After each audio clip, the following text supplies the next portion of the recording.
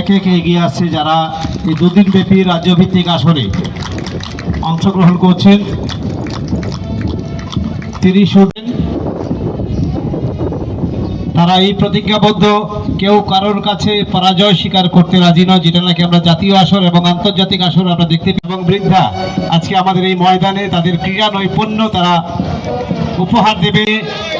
তারা একে একে এগিয়ে আসছে, কাঁধে কাঁধ মিলিয়ে, হাতে হাত মিলিয়ে, শান্তির বার্তা, সৌভ্রাতৃত্বের বার্তা, সম্প্রীতির বার্তা শুধু আমাদের এই রাজ্যে নয়, সারা দেশে নয়, শুধু সারা বিশ্বের প্রতিটি কোণে কোণে ছড়িয়ে দেওয়ার লক্ষ্যে এই ক্রীড়াঙ্গনের মধ্য থেকে এই বার্তা ছড়িয়ে দেবেন প্রত্যেকেই।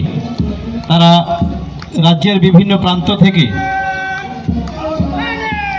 আজকের এই ক্রীড়াযজ্ঞে অংশ নেওয়ার জন্য আমরা দেখতে পাচ্ছি পতাকা উত্তোলন করছেন।